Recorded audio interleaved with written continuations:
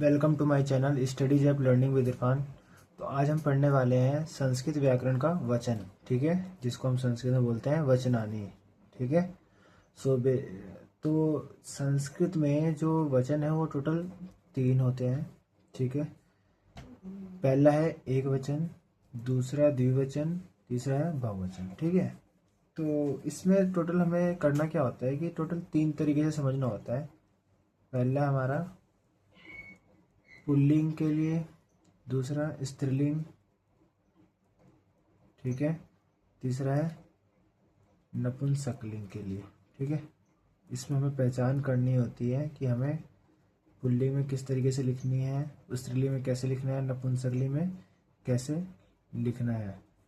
तो कुछ यहाँ पे एग्जाम्पल है कि जैसे बाल का एक वचन में, जैसे यहाँ पे विसर्ग आ गया, इसकी ये पहचान है।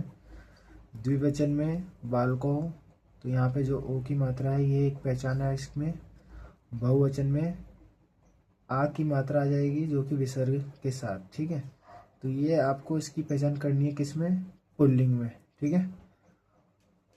और इसी तरीके से स्त्रीलिंग में, स्त्रीलिंग में क्या करना है कि जैसे पुल्लिंग में क्या था, एक वचन में इस विसर्ग आ रहा था, उसी तरीके से स्त्रीलिंग में विसर्ग नहीं आएगा, आ की मात्रा लग जाएगी, ठीक है। जैसे कि और नाम से पता चल रहा है कि ये स्त्रीलिंग है, तो नायिका, द्विवचन में नायिके, ए की मात्रा आ जाएगी इसमें, ठीक है। यहाँ पे पुल्लिंग में ओ की मात्रा थी, यहाँ पे ए की मात्रा हो जाएगा।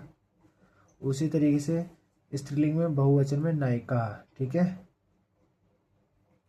और नपुंसकलिंग में एक वचन में जैसे कि पुस्तकम, ठीक है, जैसे कि यहाँ पे माँ हो गया पुस्तकम। उसी तरीके से द्विवचन में पुस्तकें और बहुवचन में पुस्तकानी, ठीक है। यानी इसमें क्या याद रखना है कि नपुंसकलिंग में कि एक वचन में पुस्तकम आखिरी जो होगा माँ होगा, और द्विवचन में पुस्तकें ए देखने को मिलेगा इसमें, और बहुवचन में पुस्तकानी आनी देखने को मिलेगा आपको आखिरी में, ठीक है। ठीक है, इसी तरीके से हम एक वचन, द्विवचन, बहुवचन का देखते हैं। जैसे कि पुल्लिंग में क्या है कि जैसे गजह, ठीक है, गजह एक वचन में, द्विवचन में गजहो, बहुवचन में गजह, ठीक है। ठीक है, तो यहाँ पे जो गजा है वो हाथी है, तो जैसे कि हमें पता ही है। तो एक वचन में गजह, गजहो, गजह, ठीक है। उसी तरीके से स्त्रीलिंग की बात करते हैं, कोकिला। जैसे कि कोकिला क्या है कि कोयल है, ठीक है। तो एक वचन में हो जाएगा कोकिलहा, द्विवचन में कोकिले, बहुवचन में हो जाएगा कोकिलहा। तो इसकी पहचान मैंने आपको बता दिया था कि स्त्रीलिंग में जो आखिरी में देखने को आपको मिलेगा आ की मात्रा दिखेगी, और ये एक वचन के लिए। द्विवचन में आपको देखने को मिलेगा ए की मात्रा, जैसे कोकिले, ए दिख गया ना। और उसी तरीके से बहुवचन में कोकिलहा, आ की मात्रा के साथ विसर्ग, ठीक है। और नपुंसकलिंग में जैसे कि कमलम, ठीक है, तो ये कमल यानी कमल का फूल है, कमलम।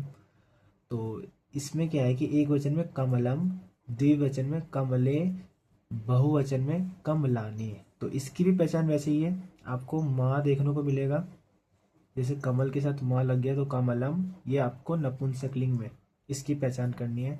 द्विवचन में कमले, जैसे कि यहाँ पे ए की मात्रा।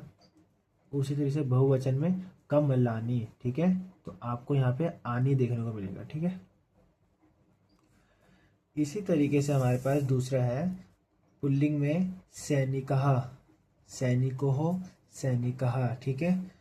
स्त्रीलिंग में लता एक वचन है, लते द्विवचन है, और बहुवचन में लता।